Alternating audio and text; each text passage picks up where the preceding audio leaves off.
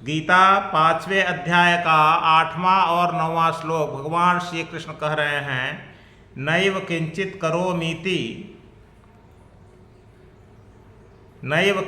करोमीति युक्तो मन्येत तत्त्ववित् पश्यन् शृण्वन् स्पृशन् जिघ्रन् अश्नन् गच्छन् स्वपन् श्वसन् प्रलपन् विसृजन् गृह्णन् उन्मिषन् निमिषन्नपि इंद्रियाणि इंद्रियार्थेषु वर्तन्त इति धारयन्। तो तत्ववत युक्तो, जो तत्ववित, जो तत्व को जान गया है, युक्तो, जो तत्व के ज्ञान से युक्त हो गया है, जो तत्वज्ञानी हो गया है। तत्वज्ञानी, यहाँ तत्वज्ञानी का मतलब जो ज्ञान योगी हो गया है, जो सांख्य योगी हो गया है। तत्वित युक्तो, तो वह सांख्य योगी, वह ज्ञान योगी, पश्यन, देखते हुए, शृण्वन, पश्यन आंख से देखते हुए, शृण्वन कान से सुनते हुए, स्पृशन त्वचा से स्पर्श करते हुए, जिघ्रन नासिका से सूंघते हुए, अश्नन मुंह से कुछ खाते हुए, गच्छन पैर से चलते हुए, स्वपन अंतःकरण से सोते हुए, श्वसन प्राण से श्वास लेते हुए, प्रलपन मुंह से बोलते हुए, विसृजन गुप्त, दोनों गुप्तेंद्रियों के द्वारा मल मूत्र का विसर्जन करते हुए, मल मूत्र विसर्जित करते हुए, गृह्णन हाथ से कोई वस्तु, कोई सामान ग्रहण करते हुए, उन्मिषन आंख खोलते हुए, निमिषन आंख बंद करते हुए, यानी यह 13 प्रकार के कर्म करते हुए सांख्य योगी इन 13 प्रकार का कर्म करते हुए, 13 प्रकार की संबंधित इंद्रियों से क्रिया करते हुए, इंद्रियाण इंद्रियार्थेषु, अपने इंद्रियों से इंद्रियों के विषयों में, वर्तन्त इति धारयन्, इंद्रियों से इंद्रियों के विषयों में ही बरतता है, ऐसा समझते हुए, ऐसा समझकर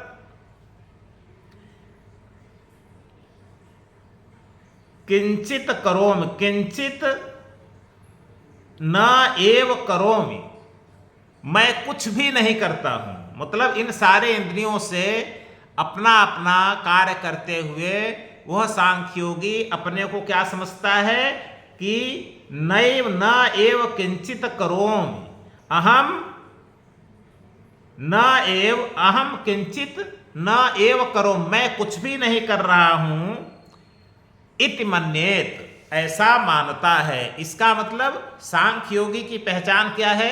सांख्य योगी इन 13 प्रकार की क्रियाओं को करता है। मतलब अपने ज्ञानेंद्रियों से 5 प्रकार की क्रियाएं, त्वचा, आंख, कान, नाक, जीभ, इन 5 से गंध, रस, रूप, शब्द, स्पर्श को ग्रहण करना। उसके बाद अपने कर्मेंद्रियों से 4 प्रकार की क्रियाएं, फिर सोने की क्रिया करता है। सोने की क्रिया कौन करता है? अंतःकरण करता है। उसके बाद आंख खोलने की क्रिया और आंख बंद करने की क्रिया, यह प्राण का ही एक उप प्राण होता है जिसको कूर्म कहते हैं। तो कूर्म मतलब प्राण यह क्रिया करता है, प्राण के द्वारा आंखों को खोलने और बंद करने की क्रिया, और प्राण के द्वारा श्वास लेने की क्रिया। सांस कौन लेता है? प्राण। यानी यह 13 प्रकार की क्रियाएं करते हुए क्या मानता है कि ये क्रियाएं जो हो रही हैं ये इंद्रियों के द्वारा हो रही हैं और इंद्रियां अपने विषयों में ही विचरण कर रही हैं। यानी इन क्रियाओं से मेरा कोई संबंध नहीं है। मैं विशुद्ध आत्मा हूं, हमारा स्वरूप विशुद्ध चेतन का है, जड़ का नहीं है। और ये सारी क्रियाएं क्या हैं? जड़ हैं और जड़ के द्वारा हो रही हैं। सारी इंद्रियां भी क्या हैं? जड़ हैं। क्योंकि प्रकृति से ही निकली हुई हैं सारी इंद्रियां, तो सारी इंद्रियां जड़ हैं और उनकी क्रियाएं भी क्या हैं, वो भी जड़ हैं।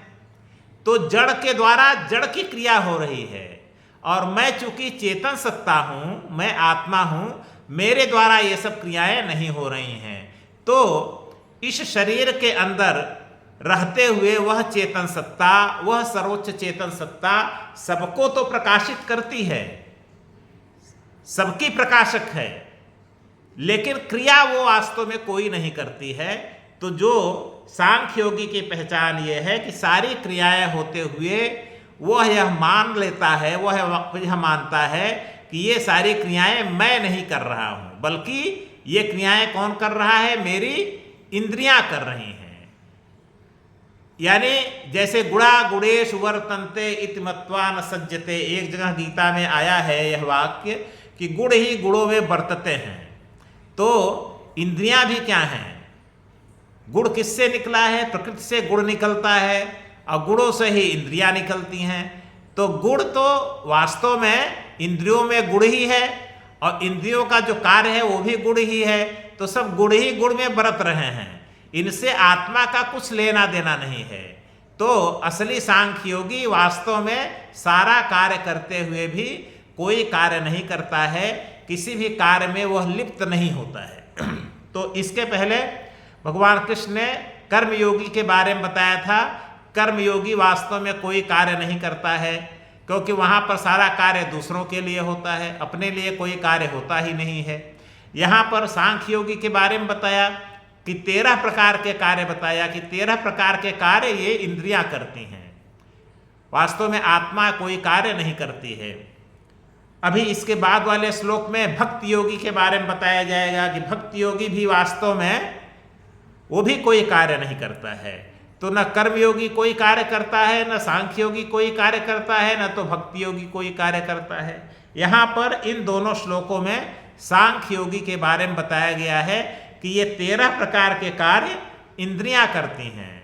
वास्तव में जो हमारा स्वरूप है, जो सांख्य योगी का स्वरूप है, स्वरूप का मतलब जो उसकी चेतन सत्ता है, वह कोई कार्य नहीं करती है।